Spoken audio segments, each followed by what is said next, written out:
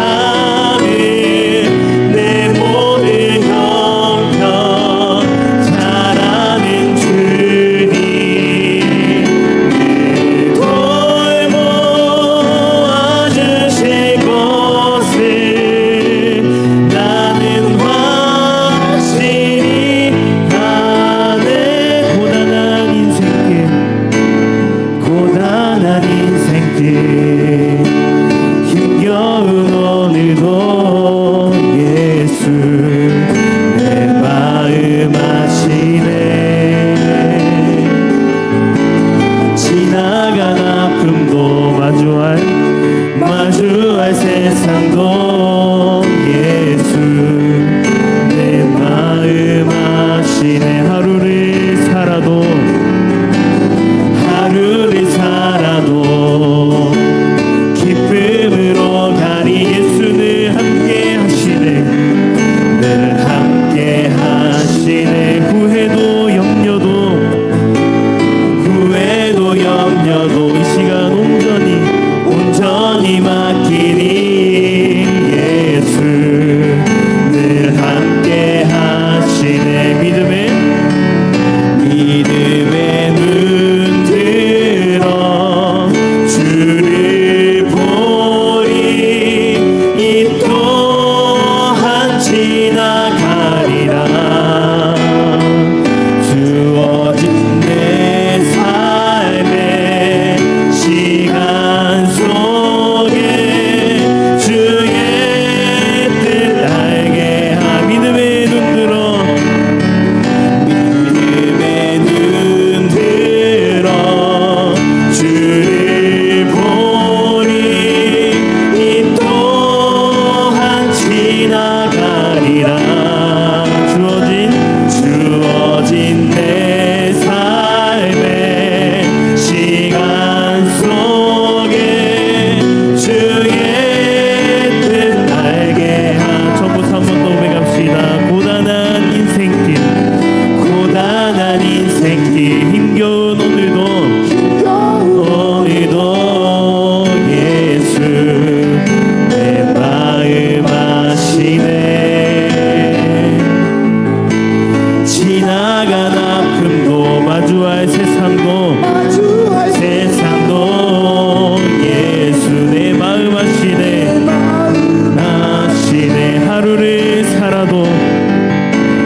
하루를 살아도 기쁨으로 가리. 예수 늘 함께 하시네. 후회도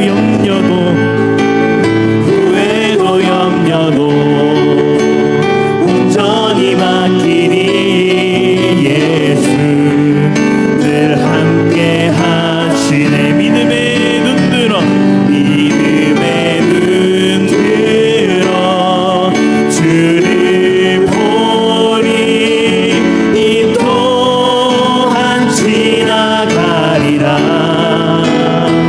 주어진 내 삶의 시간 속에 주의 뜻 알게 하. 믿음의 눈 들어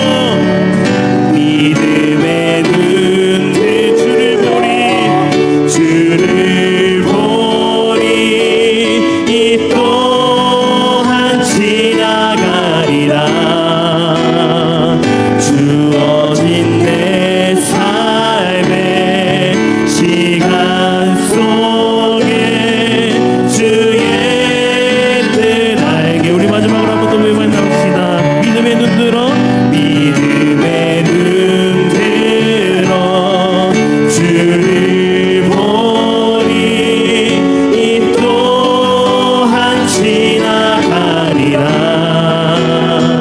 주어진 내 삶의 시간 속에 주의 뜻 알게 하. 주께서 주신 모든 은혜 나는 말할 수 없네. 내 영혼 즐거이 주 따르렵니다. 주께 내 삶들이. 우리 마지막으로 한 번 더 고백합시다. 주께서 주신 모든 은혜 나는 말할 수 없네. 내 영혼 즐거이 주 따르렵니다. 주께 내 삶드립니다. 이 시간 김동규 집사님 나오셔서 기도 인도해 주시겠습니다.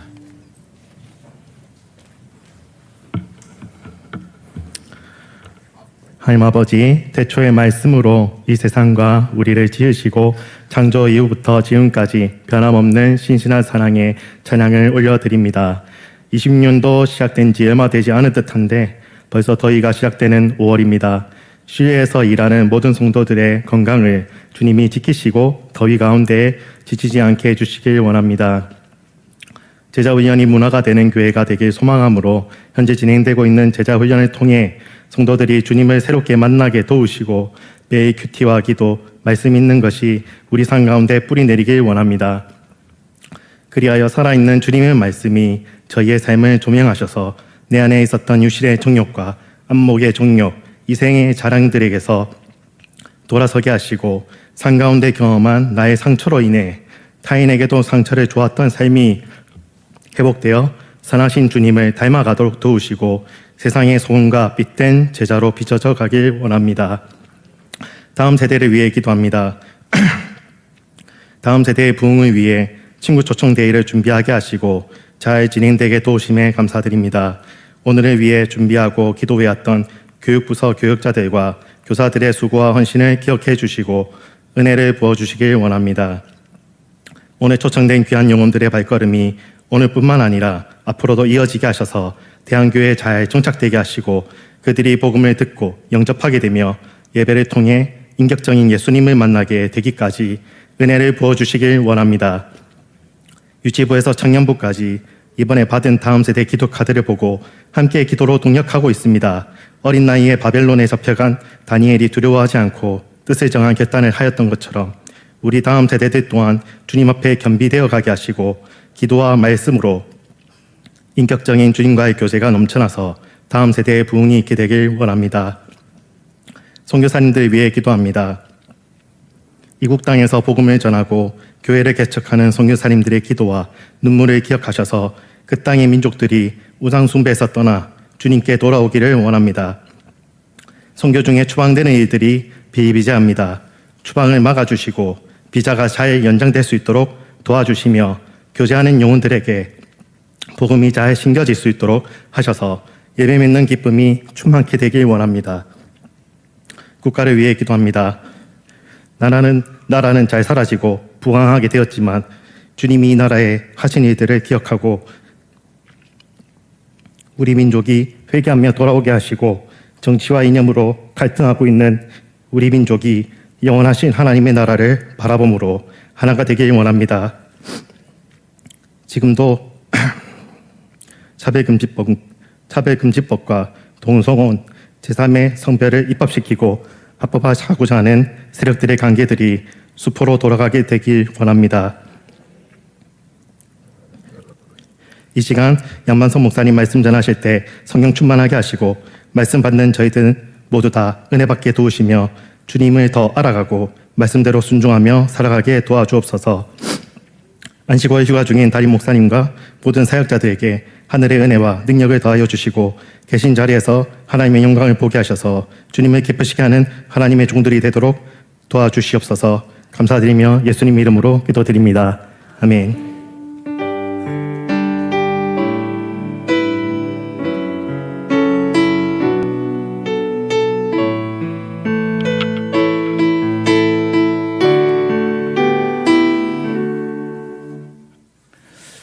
오늘 우리에게 주시는 하나님의 말씀 룻기 4장입니다. 룻기 4장 18절부터 22절 말씀 성경을 펴서 같이 오늘도 보도록 하겠습니다. 룻기 구역 408페이지 정도 있습니다. 룻기 4장 18절부터 22절 말씀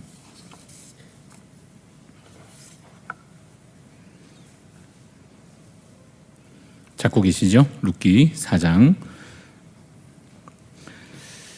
18절부터 22절 말씀을 교독하여 읽을 때 하나님의 음성 들으시기 바랍니다. 베레스의 계보는 이러하니라. 베레스는 헤스론을 낳고 헤스론은 람을 낳았고 람은 암미나답을 낳았고 암미나답은 나손을 낳았고 나손은 살몬을 낳았고 살몬은 보아스를 낳았고 보아스는 오벳을 낳았고 같이 읽습니다. 오벳은 이새를 낳고 이새는 다윗을 낳았더라.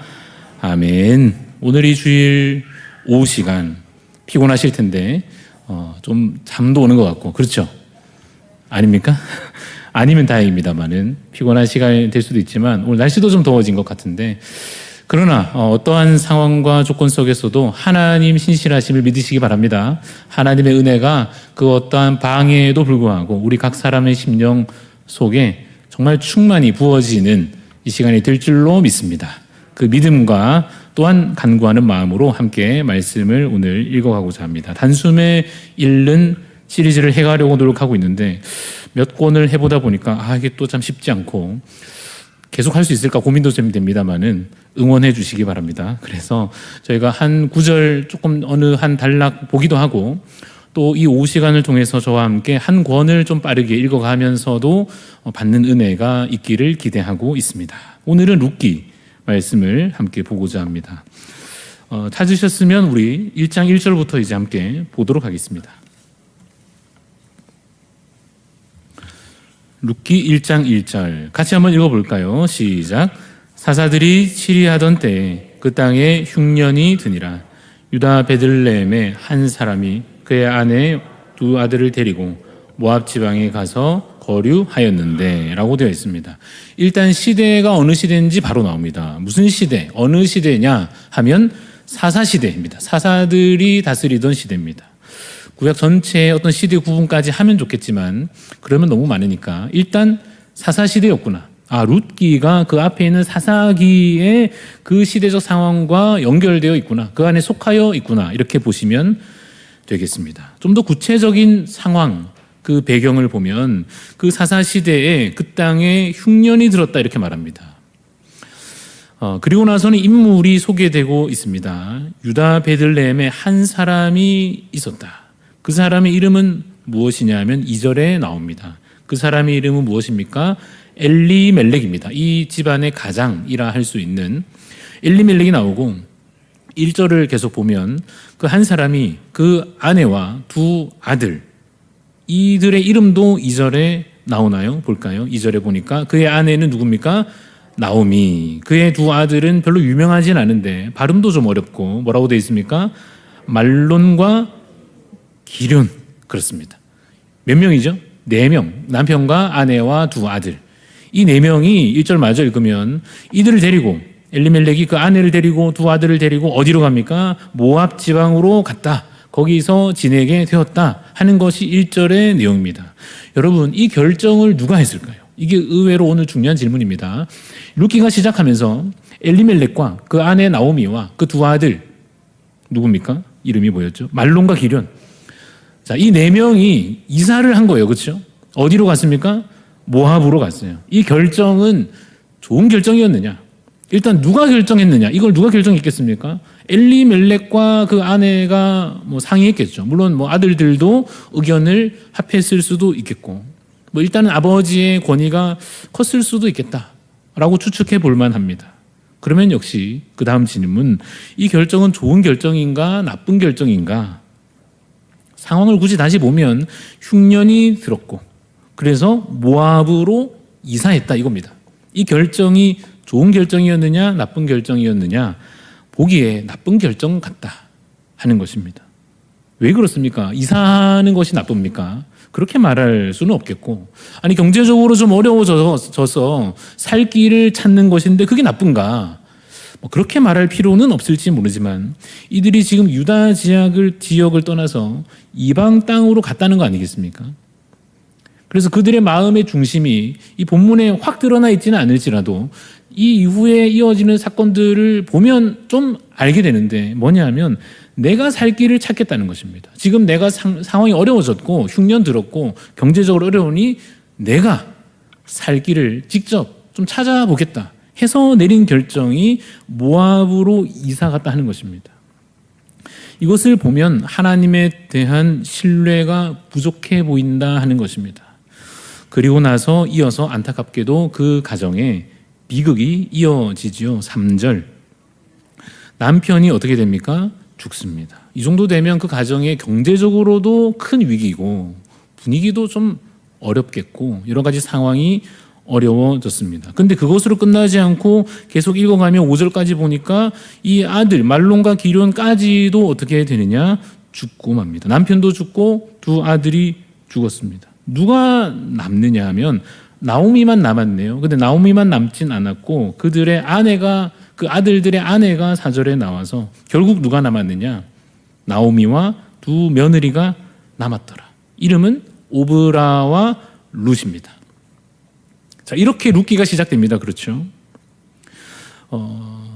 모압 땅으로 좀 잘 살아보려고 나름대로 좀 해답을 찾아보려고 형편이 좀 나아질까 하여 이사를 했고 거기서 아들들 장가 보내고 나름대로 좀 지낼만 하다 싶었는지 모르겠는데 남편이 죽고 그 아들들도 죽고 이 여인들만 남아서 참 힘든 상황이 주어졌다 하는 것입니다. 6절에 그나마 기쁜 소식이 하나 들려옵니다. 그것이 무엇이냐?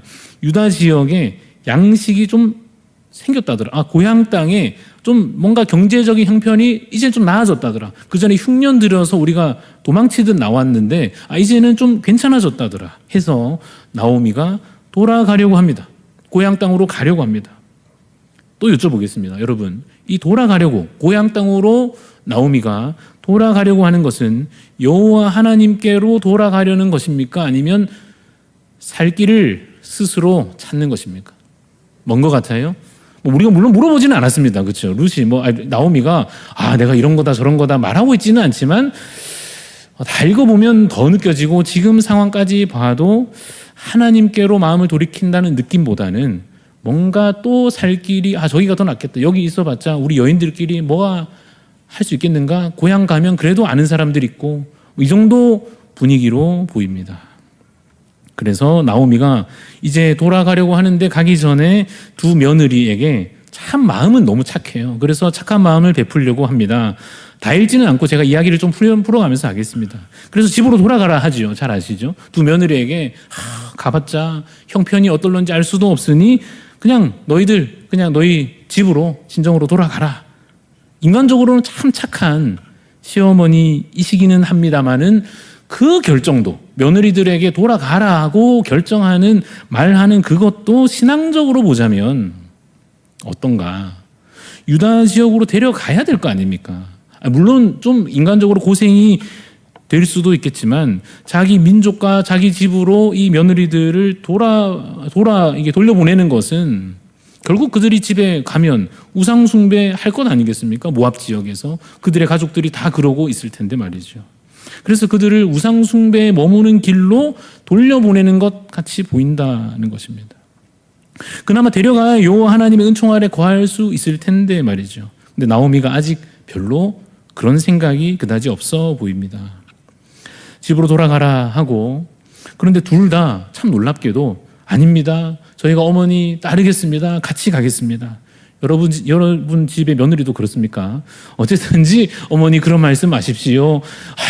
그러면 저희 같이 가겠습니다. 이렇게 얘기를 합니다. 그럼 또 데려가면 좋잖아요. 이미 간다, 안 간다 그러는 것도 아니고 간다 그러는데 굳이 또 나오면 현실적인 얘기를 합니다. 가봤자 어떻게 되겠느냐, 어쩌겠느냐. 가면 너희도 결국은 평생 남편 없이 지내야 할 텐데. 라고까지 이야기하니까 오르바는 울면서 돌아갔다 하는 것입니다. 오르바의 이야기는 여기서 끝난다, 그죠? 그 이후의 삶이 어땠는지 우리 알 수는 없습니다. 그러나 어쨌든 그 사람의 인생의 이야기는 성경에서는 여기까지 그리고 끝나게 됩니다. 그리고 나서 한 사람 남아있는 며느리 룻은 그 유명한 결단을 이제 하게 됩니다. 16절, 17절을 읽어보겠습니다. 길기 때문에 제가 읽어볼 텐데 1장 16절 찾으셨죠? 룻이 이르되 내게 어머니를 떠나며 어머니를 따르지 말고 돌아가라고 강권하지 마옵소서. 어머니께서 가시는 곳에 나도 가고 어머니께서 머무시는 곳에서 나도 머물겠나이다. 어머니의 백성이 나의 백성이 되고 어머니의 하나님이 나의 하나님이 되시리니 17절은 같이 시작. 어머니께서 죽으시는 곳에서 나도 죽어 거기 묻힐 것이라. 만일 내가 죽는 일 외에 어머니를 떠나면 여호와께서 내게 벌을 내리시고 더 내리시기를 원하나이다 하는지. 이런데 너무 또 은혜 받고 집에 가서 이상한 얘기는 하지 마시기 바랍니다. 룻이 그랬다고 하는 것이지 저희가 은혜 받고 와 참 귀하다 하는 것으로 보면 좋겠습니다. 어쨌든 인간적으로도 참 대단하고 믿음으로도 신앙적으로도 참 대단한 고백을 하고 있습니다. 하나님께서 주신 믿음이겠죠. 이 룻에게 모압 여인인데 그가 언제부터 하나님을 대단히 잘 믿었을까 싶은데 이 가정에 와서 하나님 만나고 그 신앙에 대해서 잘 배웠는지 어떻게 보면 시어머니보다도 좀 더 나아 보이는 신앙 고백을 하고 있다는 것입니다. 그래서 이 두 사람 결국 그 나오미와 룻이 유다 땅에 돌아오게 됩니다. 여러분 한번 상상을 해봅시다. 돌아오는데 이 고향에 있던 사람들의 시선이 있을 것 아니겠습니까? 야, 저 오랜만에 야 왔네. 야, 그 어디 갔다? 아, 그래 모압에 갔다던데 이제 왔네. 하면서 옆에서 막 수근수근 했을 것 아닙니까? 야, 바깥 양반 어떻게 됐다더냐? 야, 그래 됐다더라. 그렇구나. 뭐 아들들은 어떻게 됐냐? 뭐 아들들도 그렇게 됐냐? 아, 이거 어떡하냐? 저 며느리는 야, 모압 여인이냐? 이게 무슨 말이냐? 막 그렇게 수근수근하는 분위기 속에 그걸 모르겠습니까, 나오미가? 그렇죠? 그래서 어떻게 보면 수치를 안고서 금의 환영하는 게 아니라 지금 조심스레 이 고향 땅에 돌아오고 있다 하는 것입니다. 2장으로 가보겠습니다. 2장에 누가 등장합니까? 1절 보니까 나오미의 남편 엘리멜렉의 친족으로 유력한 자가 있으니 그의 이름이 보아스입니다.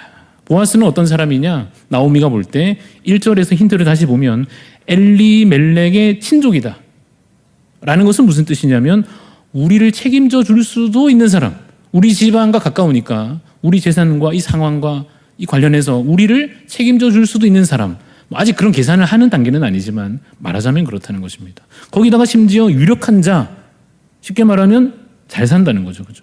능력도 있고 야, 괜찮은 사람인데 이 보아스의 등장과 이들의 삶이 만나게 될 겁니다. 룻이 이 보아스의 밭에서 이삭 줍는 일을 하게 됩니다. 이 며느리가 나가서 일을 어쨌든 해와야 될 것 아니겠습니까? 그래서 룻이 나가서 일을 하는데 보아스의 밭에서 일하게 됩니다. 그런데 여러분 2장 3절 4절에 참 재미있는 표현이 있습니다. 3절에도 있고 4절에도 있어요. 제가 의도하는 단어가 무엇일지 한번 찾아보시겠습니까? 3절에 룻이 가서 베는 자를 따라 밭에서 이삭을 줍는데 우연히 엘리멜렉의 친족 보아스에게 속한 밭에 이르렀더라. 제가 하려는 얘기가 뭘까요? 무슨 단어일까요? 우연히. 역시 좋습니다. 우연히. 우연 맞습니까? 아닙니까? 좀 더 봅시다. 4절 시작을 무슨 단어로 시작하죠? 마침. 보아스가 그때 또 마침 와서 만나게 된다. 무슨 얘기를 하는 거냐면 여러분 하나님의 역사 속에 하나님께서 운행하시고 진행하신 역사 속에 우연이라고 하는 것이 있습니까? 없습니다. 룻이 지금 보아스의 밭에서 일하게 된 것이 우연입니까? 아닙니까? 아니죠. 하나님의 인도하심 맞죠. 지금 그날 마침 보아스가 바쁘실 텐데 이 밭에 또 딱 와가지고 이 여인을 만나게 되는 것이 때마침 야, 어떻게 그렇게 딱 맞았을까? 참 우연도 참 신기하다 할 일이 아니지요. 그러나 성경이 마치 그렇게 이루어진 일처럼 표현해 주고 있으나 우리는 보면서 압니다. 하나님의 섭리요, 하나님의 계획하심이고 하나님께서 지금 이들의 삶을 인도하고 계신다는 것이 우리는 보입니다. 나오미는 아직 어떻게 생각하느냐 하면 아마도 자기 인생을 자기가 이끌어 간다고 생각할 겁니다. 흉년 들면 이사도 가야 되고 또 남편 죽고 아들 죽고 힘들어지면 다시 또 고향 땅에 돌아도 와야 되겠고 어쨌든지 이 힘든 고된 삶을 내가 어떻게든지 계획하고 힘써서 이 며느리 데리고 잘 살아봐야지 자기가 자기 인생을 책임진다고 생각하고 있을 거예요. 하지만 이 나오미의 가정을 이끌고 계신 분이 누구십니까? 하나님, 여호와 하나님이십니다. 보아스가 룻을 보게 됩니다. 그리고는 궁금해합니다. 5절 보세요. 2장 5절에 보아스가 베는 자들을 거느린 사환에게 종들에게 물어봅니다. 야, 누구냐? 저 여인은 저 소녀는 누구냐? 라고 묻습니다. 그러자 그들이 6절에 소개하는데 뭐라고 하는지 봅시다. 베는 자를 거느린 사환이 대답하여 이르되 이는 나오미와 함께 모압 지방에서 돌아온 모압 소녀입니다. 그래서 모압 사람이다라고 일단 알고 있네요. 그죠? 그렇게 소개를 하고 그 다음 7절에 있는 내용을 제가 읽기 전에 바로 요약하면 첫째, 참 성실합니다. 사람이 일하는 거 보면 알 수 있습니다. 그렇죠? 이 밭 일이나 무슨 일이든 간에 딱 보면 아, 이 사람 성실하구나 아니구나. 이들도 일하는 사람이니까 바로 알아보는 거예요. 그래서 저 여인은 누구냐? 어느 집에서 왔냐? 하는데 아, 모압 여인인데 참 성실합니다. 두 번째, 효심이 참 지극해 보입니다. 맞는지 볼까요? 7절에 보세요. 그의 말이 나로 베는 자를 따라 단 사이에서 이삭을 죽게 하소서 하였고 아침부터 와서는 잠시 집에서 쉰 외에 지금까지 계속하는 중입니다. 보아스가 그 여인에 대해서 보게 되고 알게 되고 바로 그에게 자비를 베풉니다. 여러분 여쭤봅니다. 그럴만해서 베푸는 자비일까요? 아니면 그냥 은혜로 베푸는 자비일까요? 의도는 아시겠죠? 보아스가 지금 이 여인에게 룻 맞죠? 룻에게 뭘 해야 되는 의무가 있습니까? 전혀 없습니다. 그렇죠? 본인은 주인이고 그냥 그 밭에 일하는 한 여인에 불과하지 않습니까? 뭐 특별히 내가 뭘 해줘야 되는 의무는 전혀 없습니다. 그런데 지금 무언가를 베풀기 시작합니다. 그것은 룻이 그럴만해서 베풀어지는 것이 아니라 그냥 은혜로 베풀어지는 자비다. 그러고 보니까 이 보아스를 보면서 우리가 누구를 겹쳐서 보게 되느냐? 하나님을 본다는 것입니다. 하나님께서 우리에게 은혜 베푸시는 모습과 같이 보인다는 것입니다. 10절에 룻이 당황합니다. 읽어볼까요? 10절. 룻이 엎드려 얼굴을 땅에 대고 절하며 그에게 이르되 나는 이방 여인이거늘. 자기 스스로 자기 처지를 잘 알고 있습니다. 룻도. 나는 이방 여인이거늘 당신이 어찌하여 내게 은혜를 베푸십니까? 나를 돌보시나이까? 라고 말합니다. 우리가 하는 말 같죠. 주님 앞에서 나는 죄인인데 우리는 부족한 자인데 주님 웬 은혜입니까? 고백하는 것과 같습니다. 그런데 여러분 이제 보아스가 잘해주기 시작하는데 여러분 잘해줘도 정도가 있어야 되는데 이 보아스는 좀 지나치다. 제가 아무리 읽어봐도 좀 지나치다 이런 생각이 듭니다. 여러분은 기준이 어떠신지 모르겠습니다. 8절부터 보겠습니다. 8절 보아스가 룻에게 이르되 내 딸아 들으라. 이삭을 주우러 다른 밭에 가지 말고 여기서 떠나지 말고 나의 소녀들과 함께 있으라. 언제 봤다고? 어쨌든 뭐 보아스는 확실히 지금 마음에 든 것 같습니다. 9절에 그들이 베는 밭을 보고 그들을 따라가라. 내가 그 소년들에게 명령하여 너를 건드리지 말라 하였느니라. 목이 마르거든 그릇에 가서 소년들이 기러온 것을 마실지니라. 뭐 여기까지는 괜찮습니다. 이 정도면 뭐 그래도 할만하다고 생각이 드는데 14절 찾으셨죠? 2장 14절에 식사할 때 보아스가 룻에게 이르되 이리로 와서 떡을 먹으며 좀 심하지 않습니까? 그죠? 잘해주는 것도 정도가 있습니다. 어쨌든 떡을 먹으며 내 떡 조각을 초에 찍으라 함으로 룻이 곡식 빼는 자 곁에 앉고 같이 배불리 먹습니다. 끝난 게 아닙니다. 15절, 16절까지 볼 겁니다. 15절 룻이 이삭을 주우러 일어날 때 보아스가 자기 소년들에게 명령합니다. 이르되 그에게 곡식 단 사이에서 죽게 하고 책망하지 말고 또 그를 위하여 곡식 다발에서 일부러 조금씩 뽑아가지고 버려가지고 줄 수 있게 하라. 이런 걸 우리가 보통 뭐라 그러냐면 특혜라 그럽니다. 특혜 받아보셨습니까? 받는 입장은 너무 좋죠. 그죠? 와, 남들한테는 뭔가 안 베풀 은혜를 특별하게 받는, 좀 눈치 보일 만도 하지만 얼마나 감사하겠습니까? 근데 제가 또 그런 생각도 해봅니다. 이런 본문 읽으면서 이 이야기 속에 좀 들어가 보면 참 그 일하는 종들도 그 지시를 받는 종들도 좀 그런 생각 안 들었겠습니까? 대체 왜 이러시나? 우리 주인님이 뭐 늙음하게 장가라도 드시려고 그러시나? 무슨 일이신가? 했을지 모르겠습니다만 룻이 이제 마치고 집에 가는데 17절에 룻이 밭에서 저녁까지 줍고 그 주운 것을 떠니 딱 해보니까 얼만큼 됐습니까? 한 에바쯤 되느니라. 이게 그냥 적당히 소쿠리에 담아가는 정도가 아닙니다. 자루를 메고 낑낑거리면서 집에 가야 될 정도로 챙겨줬다 이런 뜻입니다. 그렇게 집에 가서 집에는 누가 계시죠? 시어머니가 계십니다. 보고는 어머 이게 웬일이냐. 왜냐하면 너무 많이 가져와가지고 벌어와도 적당히면 이해가 될 텐데 이게 웬일이냐, 어디서 이렇게 일을 하고 왔느냐. 룻이 보고를 했겠죠. 아, 보아스님 댁에서 일을 하고 왔습니다. 그러니까 나오미가 그 사람 우리랑 마침 또 가까운 사람인데 우리 가정을 책임져 줄 수 있는 친족 관계인데 어머나 이게 웬일이냐 했겠죠. 근데 룻이 또 얘기합니다. 어머니 근데 있잖아요, 그분이 있잖아요, 앞으로도 계속 오라고 하셨어요. 이렇게 얘기를 하는 거예요. 곡식도 더 챙겨주셨고요. 제가 이렇게 표현하는 게 다 나오는 얘기예요. 그렇죠? 룻기 읽어보면 다 나오는 얘기입니다. 곡식도 챙겨주셨고 오늘 또 같이 앉아서 떡도 먹었고요. 막 얘기를 해요. 나오미 어떤 사람이냐면 계산이 빠른 사람입니다. 이 상황이 어떻게 돌아가는지 어떻게 해야 되는지 그냥 막 가만히 있는 이런 사람이 아니잖아요. 그래서 나오미가 딱 생각하고는 거기서 아유 그냥 감사하다 이렇게 끝나지 않고 22절에 보시기 바랍니다.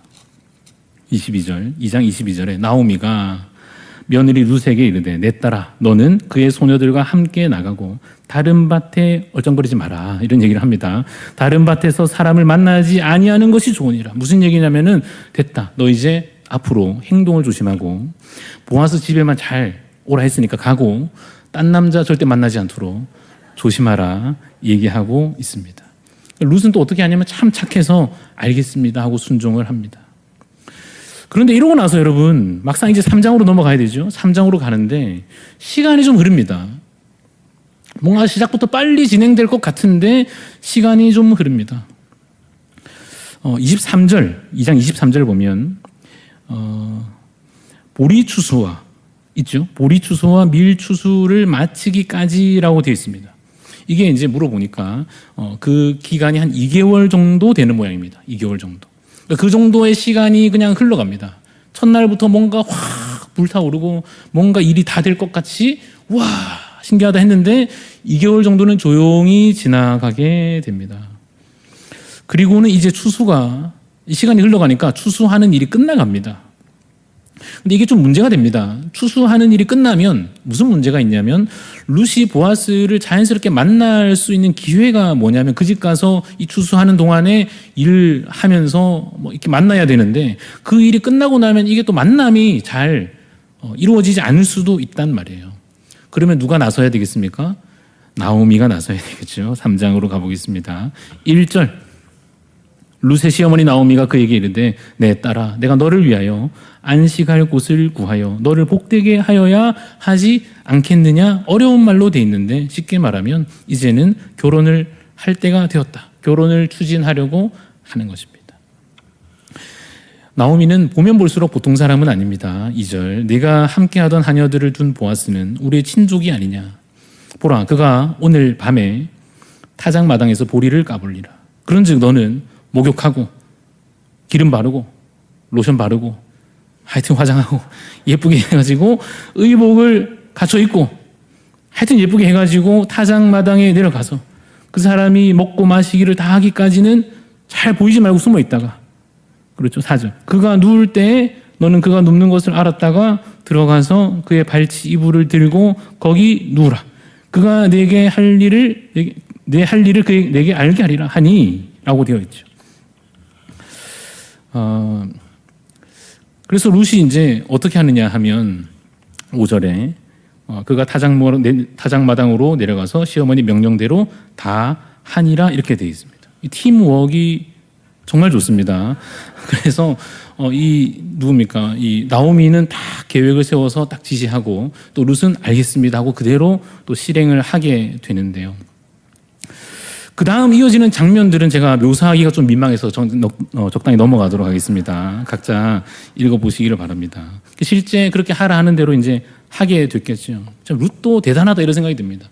나오미만 그런 게 아니고 룻도 보통 사람은 아닙니다. 이걸 또 하란다고 해서 그대로 하는 것도 대단한데요. 어쨌든 결국 보아스가 자고 있는데 거기 옆에 이제 룻이 간 거죠. 보아스가 자다가 깜짝 놀라가지고 안 그렇겠습니까? 자다가 깜짝 놀라가지고 누구냐? 아, 룻입니다. 해가지고 룻이 핵심적인 말을 합니다. 9절에 뭐라고 하는지 볼까요? 이르되 내가 누구냐 하니 대답하되 나는 당신의 여종 룻이오니 당신의 옷자락을 펴서 당신의 여종을 덮으소서. 이는 당신이 기업을 물을 자가 됨이니이다. 어렵게 되어 있지만 쉽게 표현하면 결혼해 주세요 요 얘기입니다. 여러 가지 현실적인 얘기들을 담고 있지만 결국 하고 싶은 얘기는 여기까지 와서 지금 뭐 하려고 이거 하겠습니까 지금. 결혼해 달라는 얘기를 어렵사리 얘기하고 있습니다. 여기에 대해서 보아스가 어떻게 반응하느냐 하면 두 가지를 딱 대답합니다. 영어로 제가 말해 볼 텐데 뭐라고 하느냐. 첫 번째 땡큐 이렇게 얘기합니다. 보아스가 청혼을 갑자기 자는데 어느 여인이 와서 이렇게 결혼해 주세요. 이게 보통 일은 아니고 본인도 굉장히 당황스러울 만하지만 딱 얘기를 듣고는 보아스도 딱 듣고 뭐라고 하느냐. 첫 번째 땡큐. 두 번째 오케이 이렇게 합니다. 그래서 땡큐부터 보면 왜 감사하냐면 나이가 많잖아요. 얼마나 나이가 많은지는 제가 잘 모르겠지만 이 보아스가 그래도 자기가 생각해도 좀 민망할 정도의 나이 차가 있었던 모양인데 그래서 야 젊은 내가 이 나이 많은 나를 참 고맙다 이런 얘기를 합니다. 그리고는 내가 네 말대로 다 행하리라 오케이 합니다. 그 제가 여기까지 보면서 좀 긴장감이 없다 이런 생각이 들었습니다. 이 두 사람의 러브 스토리, 이 사랑의 관계가 좀 그렇지 않습니까? 좀 밀당도 있고 좀 이렇게 들락말랑 해야 되는데 그래야 좀 우리가 재밌게 볼 텐데 뭐 청혼했는데 생각해 보겠다 이렇게 하고 그죠? 그러다 또 오해가 쌓이고 또 푸느라고 시간 흐르고 막 이렇게 되면 좋겠는데 그 룻기를 한 20장 정도 그죠? 저희가 재밌게 읽을 텐데 짧은 게 아쉽다 이런 생각이 듭니다. 어쨌든 두 사람의 만남이 참 순조롭게 흘러갑니다. 사실은 복이죠. 사실 얼마나 감사한 일이고 얼마나 하나님께서 그들의 삶의 여정을 그 과정을 선하게 인도하고 계신가. 그러나 문제가 없는 것은 아니었습니다. 여러분 아시겠지만 문제가 없는 게 아닙니다. 둘 사이는 오케이입니다. 둘 사이는 너무 잘 맞는데 보아스보다 더 가까운 친족이 있죠. 그래서 법적으로 이 사람한테 먼저 물어봐야 되는 겁니다. 이 사람의 집을 책임질 건지 말 건지를 결혼을 할 건지 말 건지를 먼저 물어봐야 되는 사람이 있습니다. 그러면 이 이야기를 읽어가는 우리 입장에서는 또 어떠냐면 불안합니다. 괜히 또 물어봤다가 또 그 사람이 눈치 없이 하겠다 이러면은 또 이야기가 복잡해질 수도 있는데 안 물어볼 수는 없습니다. 어쨌든 보아스는 지혜롭게 그 밤을 잘 보내고 룻을 잘 돌려보냅니다. 집으로 가서 룻이 또 보고를 했지 않겠습니까? 어떻게 됐느냐 그래가지고 있잖아요. 어머니 이렇게 돼가지고요. 다 듣고는 나오미가 이제 안심합니다. 됐다. 그래서 뭐라고 하느냐면 18절 볼까요? 3장 18절. 3장 18절. 이에 시어머니가 이르되 내 딸아 이 사건이 어떻게 될지 알기까지 앉아 있으라. 기다리자 이제 다 됐다 하는 거예요. 그 사람이 오늘 이 일을 성취하기 전에는 쉬지 아니하리라. 우리가 룻기를 읽으면서 이런 말 속에서 무엇을 발견하느냐 하면 하나님을 발견할 수 있습니다. 하나님의 성품과 하나님의 도우심에 대해서 엿볼 수 있습니다. 하나님은 어떤 분이시냐 하면 우리를 위하여 쉬지 아니하시는 하나님이시다는 겁니다. 우리를 위해서 뜻하신 일을 반드시 이루시는 분이십니다. 그 사랑으로 우리를 반드시 구원하여 주시는 하나님이십니다. 사장으로 연결해서 봅시다. 보아스가 그 가까운 친족에게 바로 갑니다. 상황 설명합니다. 이렇고 저렇다. 그래서 어떻게 할래? 의사를 묻습니다. 어떻게 하시겠습니까? 그런데 이 눈치 없는 사람이 4절 끝에 4장 4절 끝에 하겠다 이럽니다. 내가 물으리라. 있죠? 4장 4절에 맞습니까? 그가 이르되 내가 물으리라. 내가 하겠다. 이러면 안 되는데 그렇죠? 룻기가 이렇게 끝나면 안 되는데 그래서 왜 이렇게 대답했냐면 이 사람은 상황을 잘 몰랐어요. 그냥 그 집에 속한 땅만 사면 되는 줄로 그냥 돈만 해결해주면 적당히 되는 줄로 생각을 했던 모양입니다. 그러자 얼마나 깜짝 놀랐겠습니까 보아스는. 그래서 설마 했는데 하겠다 그러니까 이제 설명을 하기 시작합니다. 구구절절 설명합니다. 이 여인이 어떤 여인인지 아느냐? 모함 여인이다. 모함 여인이다. 되겠냐 그게 될 일이냐. 자기는 결혼하려고 마음먹고 있으면서 어쨌든지 모함 여인인데 될 일이냐. 두 번째 자식을 낳으면 결혼을 했다 치고 자식 낳으면 그 자식은 남의 집 자식인데 이제 엘리멜렉 그 집안의 대를 잇는 것이다. 그 괜찮겠냐 그게 될 일이냐. 일부러 막 심하게 얘기했을 것 같아요. 세 번째 하여튼 손해가 많을 것이다 라고 구구절절 보아스가 그 사람을 설득하고 있습니다. 그러니까 그 설명을 듣고 나서 이 사람이 정신이 번쩍 들어가지고 아이고 내가 손해보면 안 되지. 내가 손해보면 안 되지. 라고 하고는 안 할랍니다. 이렇게 됩니다. 그래서 드디어 이거 그냥 말만 듣고 끝내면 안 되기 때문에 여기 절차가 아주 정확하게 되어 있어요. 그래서 권리 포기, 서류 작성하고 사인하고 공증하고 증인들 다 확인하고 이게 다 나옵니다. 그죠? 뭐 그런 표현이 아니지만은 여하튼 그러한 이 보아스도 참 꼼꼼하게 일을 잘 처리한다 생각이 듭니다. 그래서 다 공적으로 확인을 다 하고 나서 드디어 13절 같이 읽어봅시다. 13절 4장 13절 시작. 이에 보아스가 룻을 맞이하여 아내로 삼고 그에게 들어갔더니 여호와께서 그에게 임신하게 하심으로 아들을 순조롭기가 이렇게 순조로울 수가 없습니다. 그죠? 바로 결혼하고 아이 낳고 됩니다. 질문하겠습니다. 어떻게 일이 이렇게 잘 풀려졌을까요? 나오미가 계획을 잘 세우고 룻이 순종을 잘 하고 보아스도 일 처리를 제대로 했기도 하지만 그것도 맞지만 하나님의 섭리요 하나님의 인도하심인 줄로 믿으시기 바랍니다. 온 집안에 이제 온 집안 동네의 잔치가 이제 벌어집니다. 나오미에게 이제는 와가지고 처음에는 예전에 막 수군거리면서 했던 사람들도 아마 이제는 모여서 축하하고 그 아이가 태어났으니 얼마나 또 기뻐했겠습니까? 옆에 있는 사람들이 말합니다. 이 아이의 이름이 이스라엘 중에 유명하게 되기를 원하노라. 이는 나오미의 생명의 회복자요 노년의 봉양자라. 7 아들보다 더 귀한 너의 며느리가 낳은 자로다. 그런 칭찬과 축복의 말들을 합니다. 나오미가 그 아이를 품에 안고 얼마나 행복했겠습니까? 그런데 하나님께서 이들의 삶을 여기까지 인도하신 중요한 이유가 있었다 하는 것이 이 룻기의 중요한 결론이고 사실상 핵심입니다. 하나님께서 이 나오미를 위로해 주시는 것도 맞아요. 참 힘든 인생 위로해 주시는 것도 맞고, 또 이방 여인이었던 룻을 하나님의 백성 삼아 주시는 것도 너무 귀한 일입니다. 또한 이 보아스에게도 어쨌든지 참 나름 좋은 혼사에 행복한 가정에 복 주시는 게 맞습니다. 그런데 하나님께서 이들의 삶을 여기까지 인도하신 중요한 이유가 있다 했지요. 그것은 바로 저와 여러분들을 위한 일이었습니다. 그게 우리가 처음에 읽었던 18절부터 22절에 있는 내용입니다. 읽어보겠습니다. 18절, 베레스의 계보는 이러하니라. 베레스는 헤스론을 낳고 헤스론은 람을 낳고 람은 암미나답을 낳고 암미나답은 나손을 낳고 나손은 살몬을 낳고, 여기까지 누가 누군지 잘 모르겠습니다만 21절, 살몬은 누구 낳았죠? 보아스를 낳았고, 아는 이름 나왔고요. 보아스는 누구 낳았습니까? 오벳은 이새를 낳고 이새는 다윗을 낳았더라 하고는 룻기가 딱 끝납니다. 그렇죠? 이 얘기를 하려는 거예요. 이 얘기가 무슨 얘기인데 하려는 겁니까? 이 족보의 의미가 무엇입니까? 이렇게 해서 다윗이 태어나게 되었다 이겁니다. 다윗은 왜 중요하죠? 유명하니까 중요합니까? 아닙니다. 다윗이 지금 중요한 이유는, 이 구약의 큰 역사 속에 다윗이 중요한 이유는 다윗의 자손으로 누가 오기 때문입니까? 예수님께서 이 땅에 오시기 때문이에요.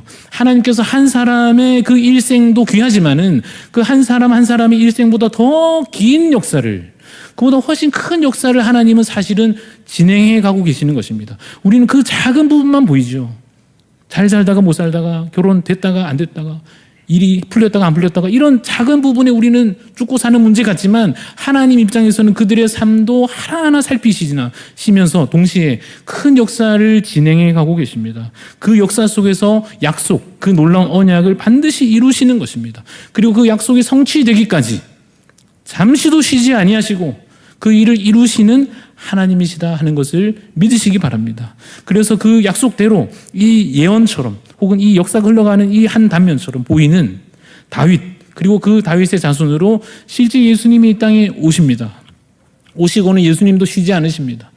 모든 사역들을 끝까지 감당하시고 십자가에 달려 죽으시고 부활하시기까지 하나님께서 그 역사를 쉼 없이 이루어 가셨습니다. 그 역사로, 그 은혜로 우리가 구원받았음을 믿으시기 바랍니다. 그리고 이제 우리에게 남은 이야기가 있습니다. 룻기의 이야기는 이렇게 끝나고 그들의 삶도 지나갔습니다. 그 덕분에 우리가 그 역사 속에 오신 예수 그리스도를 통하여 구원받았습니다. 그리고 우리의 삶의 이야기는 지금 진행 중인데 아주 중요한 이야기가 남아 있습니다. 그것은 바로 마지막 성취인 예수 그리스도의 재림의 날에 관한 이야기입니다. 우리는 그 날을 믿음으로 기다리고 있습니다. 주께서도 그 날을 약속하신 대로 하나하나 지금도 살펴서 준비하고 진행하고 계십니다. 우리를 구원하시기 위하여, 우리를 온전한 회복과 그 안식으로 이끌어 가시기 위하여 쉬지 않으시고 그 마지막 날까지 일하고 계십니다. 하나님은 결코 실패함이 없으십니다. 이 이야기 속에서 인물들을 보고 있으면 일이 될까 안 될까를 조마조마하면서 보겠죠. 우리의 삶의 이야기 속에서는 그 진행되는 이야기들이 이렇게 될까 저렇게 될까 하는 긴장들이 있지만 하나님을 바라보면 하나님은 결코 실패하지도 않으시고 잊어버리지도 않으시고 쉬지도 않으시고 이 일을 이루어 가신다는 것입니다. 사랑하는 여러분, 오늘 우리의 삶의, 개인의 삶의 역사는 이 큰 역사에 포함되어 있습니다. 우리는 이 삶이 전체에 같아 보일지 모르지만 하나님의 놀라운 큰 구원의 역사, 하나님 나라의 큰 역사 가운데 우리의 삶이 포함되어 있습니다. 그러므로 우리가 참으로 복된 자입니다. 나오미와 같이 하나님의 위로를 받은 자요, 룻과 같이 택함 받은 자요, 또한 보아스와 같이 쓰임받는 자로 우리는 은혜를 입고, 또한 주님께서 마지막 성취하실 그 이야기까지 바라보며 믿음으로 살아가고 있는 것입니다. 사랑하는 여러분, 하나님께서 오늘 여러분의 삶은 어떻게 인도하고 계시는지 잘 모르겠지만 각각의 삶을 인도하신 하나님께서 여러분의 삶을 인도하고 계실 텐데, 섭리로 함께하고 계실 텐데, 주의 섭리와 계획하심을 믿으시고 평안한 마음으로 결코 이 삶이 실패로 끝나지 않으며 멸망으로 끝나지 않기에 정말 주 안에서 평안을 누리며 믿음으로 소망 가운데 살아가는 우리 모든 대한가족들 되시기를 주님의 이름으로 축원합니다. 아멘. 찬양하겠습니다. 우리 찬양으로 고백합시다. 고단한 인생길, 참 가사가 처음부터 그렇습니다. 고단한 인생길 맞습니다. 힘겨운 오늘도 맞는 것 같습니다. 그렇지만 이 찬양의 가사는 그게 결론이 아닙니다. 예수 함께 하시네. 예수님께서 우리와 함께 하십니다. 우리가 할 일은 이제 무엇입니까? 힘듭니다로 끝나지 않고 믿음의 눈을 들어 주님을 바라보는 것입니다. 이 믿음의 고백으로 함께 우리 찬양하며 나가시겠습니다.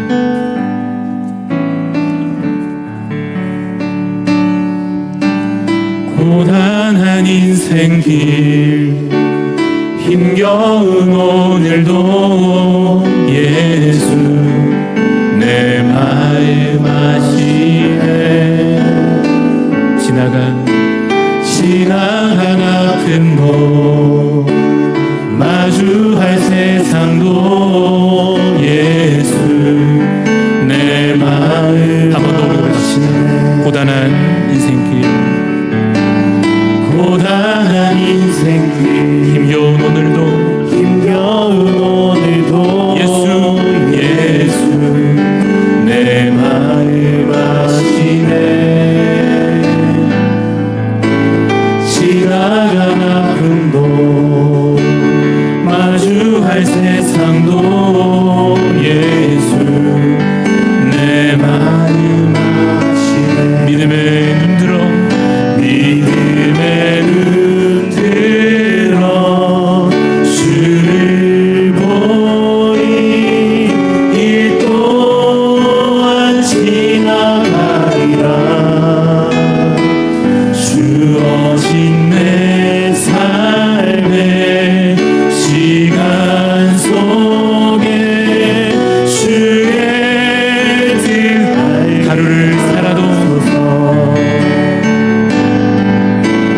하루를 살아도 기쁨으로 가리. 예수 늘 함께 하시네. 후회도 염려도 온전히 맡기리. 예수 늘 함께 하시네. 우리 믿음으로 고백합시다. 믿음의 눈 들어 주를 보니 이 또한 지나가리라. 주어진 내 삶의 시간 속에 주의 우리 한 번 더 믿음으로 고백합니다. 믿음의 눈 들어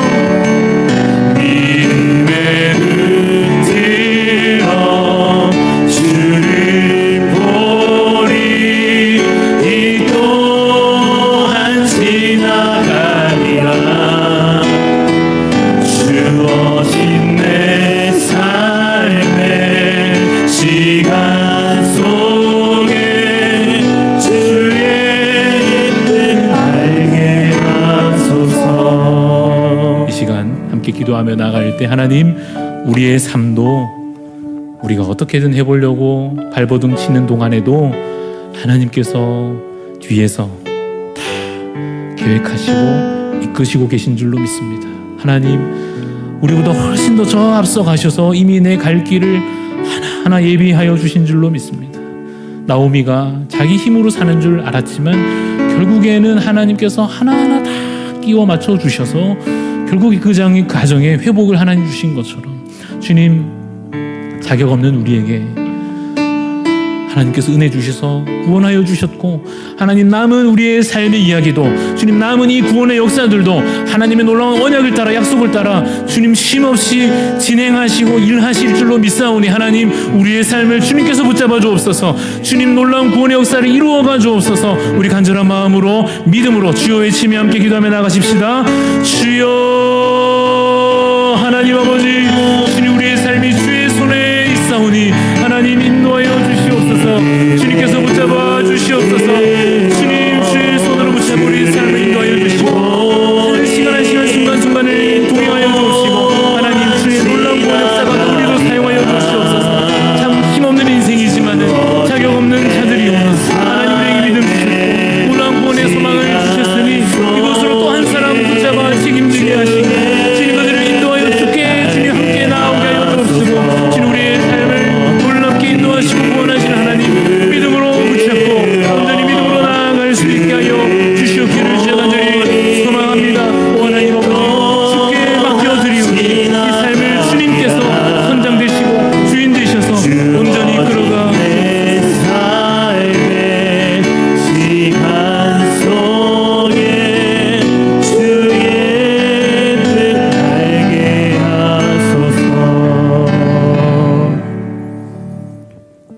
당신이 어찌하여 내게 은혜를 베푸시며 나를 돌보시나이까.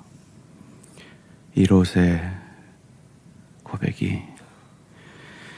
고백이 또한 하나님 앞에 죽었던, 죄로 인하여 죽었던 저희의 고백인 것을 주님 아십니다. 룻도 나오미도 보아스도 이 은혜에 반응하여 참 서로를 이 은혜에 합당한, 이 헤세드에 합당하게 대하는데, 오늘 나는 가정에서, 일터에서 주의 교회를 섬기며 어떠한지 돌아봅니다. 부끄러운 우리들을 있는 모습 그대로 용납하여 주신 다윗의 자손 예수의 그 십자가 사랑으로 우리의 가슴을, 우리의 마음을 가득 채우셔서 긍휼을 잃어버린 삶의 현장에서, 이 은혜를 잃어버린 삶의 현장에서 우리의 은혜가 회복될 수 있도록 주님 축복하여 주시옵소서. 감사드리오며 이 모든 말씀 주 예수 그리스도의 이름으로 비옵고, 이제는 우리 주 예수 그리스도의 은혜와 하나님의 크신 사랑과 보혜사 성령님의 충만하신 은총이 이방의 여인, 자기 어머니를 생각하며 품어낼 수 있었던 보아스처럼 하나님 앞에 죽을 수밖에 없는 죄인인 나를 품어내신 그 예수의 십자가 사랑으로 가정에서, 일터에서, 주의 교회에서 이 헤세드 은혜를 이 한 주간도 전하기 원하는 주의 백성들을 머리 위에, 그 가정과 일터와 주의 교회와 그런 우리의 몸부림을 보고 자라는 다음 세대 위에 지금으로부터 영원토록 함께 있을지어다.